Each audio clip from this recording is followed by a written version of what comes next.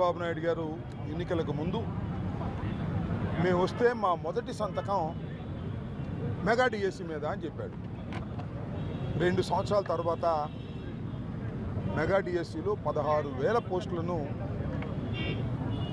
Fill up చేయడానికి పరీక్షలు నిర్వహించారు. ఇది మెగా డిఎస్సి అని అందరూ అంటుంటే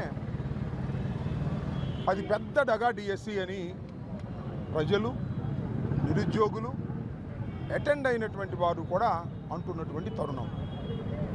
అసలు ఎందుకు ఈ మెగా డిఎస్సి దగా డిఎస్సి అయింది, ఏమిటి ఆరోపణలు, ఒకటి మనం పరిశీలిద్దాం. నెంబర్ 1, కృష్ణా జిల్లాలో ఫస్ట్ ర్యాంక్ వచ్చిన అతను పేపర్ లోడింగ్లో ఉన్నాడంట.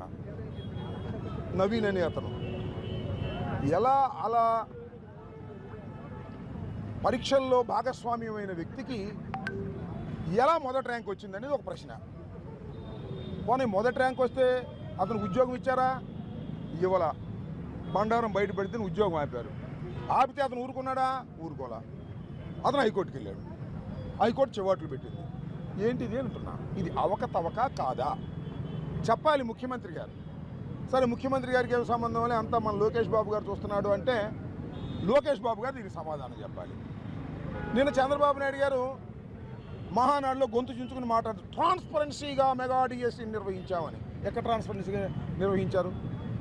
16,000 పోస్టులుంటే 3% చొప్పున 421 పోస్టులను స్పోర్ట్స్ కేటాయించారు. స్పోర్ట్స్ సర్టిఫికేట్లు ఇచ్చారు. ఎవరు? మన లోకేష్ గారి నాయకత్వం ఒక మనిషిని పెట్టి అసలు ఆటలంటే తెలియని వాడికి స్పోర్ట్స్ సర్టిఫికేట్లు ఇచ్చారు. 421 మందికి ఇచ్చారు. వాళ్ళందరికీ ఉద్యోగాలు ఇచ్చారు. ఇచ్చే టైంలో ఏం చేశారు? ఒక్కొక్కడికి 10 లక్షలు, 20 లక్షలు, 30 లక్షలు వసూలు చేశారు. వసూలు చేసి అన్నీ కూడా మన లోకేష్ గారికి ఇచ్చారు. ఇది దుర్మార్గమైన పని. మెగా డిఎస్సిలో పోస్టులు అమ్ముకునేటటువంటి స్థాయికి విద్యాశాఖ మంత్రి గారు నారా లోకేష్ గారు లవ్-క్యాష్లో దిగజారిపోయాడనే విషయాన్ని చాలా స్పష్టంగా అర్థమవుతున్నటువంటి అంశాలు. దీని మీద విచారణ జరపమని డిమాండ్ చేస్తున్నాం.